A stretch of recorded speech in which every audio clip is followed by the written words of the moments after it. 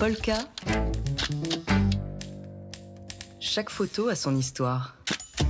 Depuis ce matin, dans les matins de jazz, on parle de cette exposition qui débute aujourd'hui au musée Carnavalet à Paris, le Paris d'Agnès Varda, de ci, de là. Et c'est aussi le sujet de votre chronique Léonore Mathey de Polka Magazine.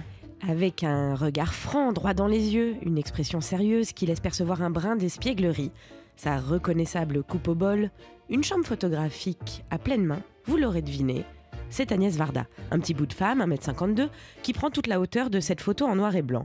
C'est un autoportrait qui a été réalisé dans un studio en 1956, où on y voit des ailes d'ange accrochées au mur et pour modèle un chat blanc. C'est la photo qui a été choisie pour l'affiche de l'exposition, qui vient nous rappeler à quel point Agnès Varda est photographe. Un métier qu'elle a d'abord choisi, car il allie, je la cite, le manuel et l'intellectuel.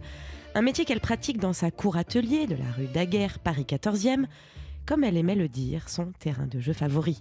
Elle y photographie ses voisins, ses amis artistes, Federico Fellini, Alexander Calder ou Jane Birkin. On la retrouve aussi en 1954, très dynamique, dans une petite vidéo muette, en pleine prise de vue, pour tirer le portrait du célèbre Brassailles. Elle le dirige, couvre et découvre sa tête du voile noir de la chambre photographique, et toujours rue Daguerre pour décor, avec un mur décrépit derrière lui, pour ce portraitiste des graffitis. Qui se laisse faire avec délice, apparemment, jugé par son sourire. La photo, en général, est centrale dans l'œuvre d'Agnès Varda. Déjà, elle étudie la technique photo, l'histoire de l'art à l'école du Louvre, et elle évolue rue Daguerre, qui est le nom de l'un des inventeurs de la photographie. En 1975, elle donne même le titre Les Daguerréotypes à un de ses films, lui-même inspiré d'un projet du photographe américain Paul Strand. Des plans serrés où les commerçants de son quartier racontent leurs origines, leur activité professionnelle. C'est un petit écrin populaire, limité à 90 mètres de chez elle pour l'anecdote, car c'est la longueur du câble électrique qui lui permettait d'éclairer l'intérieur des boutiques.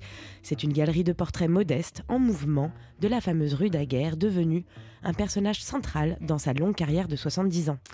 Agnès Varda, donc, qu'on découvre dans cette exposition inspirée, mais également très inspirante. Et oui, car Varda est une photographe photographiée par des grands noms de la photographie, Martine Franck, Claude Nory, Franck Horvat. Elle se retrouve de ci, de là, pour reprendre le titre de l'exposition, mais finalement, elle est toujours bien là. Quant à l'usage du médium, toutes les photographies de l'exposition ont été tirées par elle-même ou sous sa supervision de son vivant.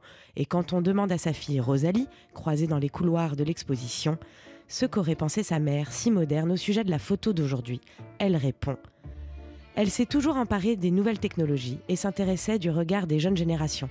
Elle qui n'a connu que les balbutiements de l'IA, je pense qu'elle se serait interrogée. Est-ce un collaborateur éclairé ou un ennemi assumé ? Le Paris d'Agnès Varda, de ci, de là. C'est une exposition qui débute aujourd'hui au musée Carnavalet à Paris. Donc, c'est jusqu'au 24 août. Quant à la chronique de Léonore Mathey, vous pouvez la réécouter sur le site de Polka Magazine. Polka. Chaque photo a son histoire. Et à